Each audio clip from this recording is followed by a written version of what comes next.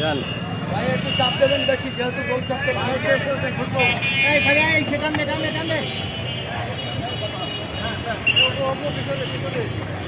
আচ্ছা ডাইনি করবে ভাই, ডাইনি করবে ভাই, জানো ভাই? হ্যাঁ ডাইনি করবে, আস্তে আস্তে আস্তে আস্তে।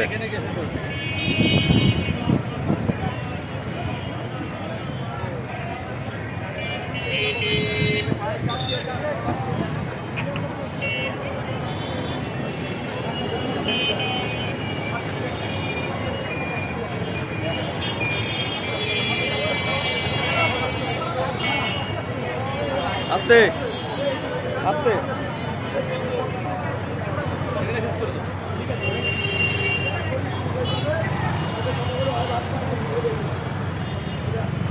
আস্তে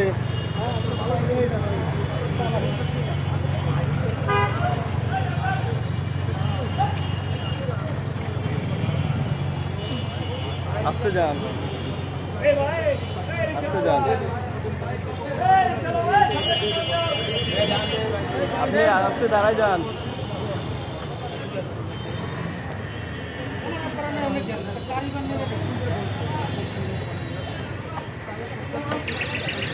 আস্তে, এত দূরে না, এত দূরে না, নিকটে নিকটে থাকেন একটু।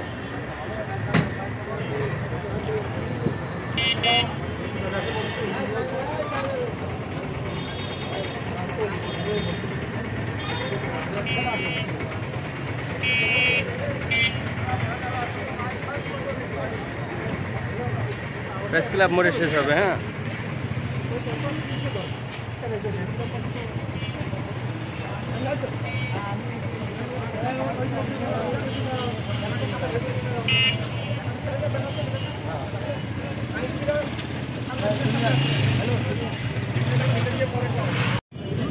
উপস্থিত যশোরের বিভিন্ন রাজনৈতিক, সামাজিক, সাংস্কৃতিক এবং পেশাজীবী সংগঠনের নেতৃবৃন্দ, আসসালামু আলাইকুম রহমতুল্লাহ।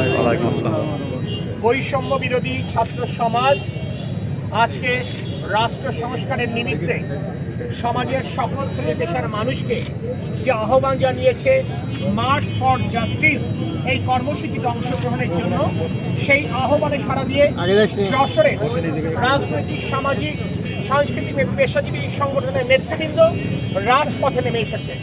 এখানে আমাদের আইনজীবী নেতৃবৃন্দ রয়েছেন, এখানে আমাদের শিক্ষক নেতৃবৃন্দ রয়েছেন, এখানে আমাদের সাংবাদিক নেতৃবৃন্দ রয়েছেন, এখানে রাজনৈতিক কর্মীরা রয়েছেন। আমাদের একটি কথা, যে আর কোনো মায়ের বুক যেন খালি না হয়।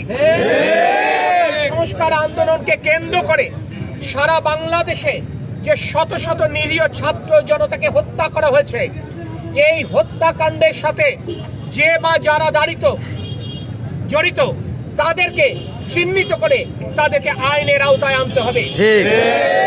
এক ব্যক্তির দম্ভ, এক ব্যক্তির জেদের কারণে আজকে দেশের যে অরাজক অবস্থা, এই পরিস্থিতির দায় স্বীকার করে দামি প্রধানমন্ত্রীকে অবিলম্বে পদত্যাগ করতে হবে।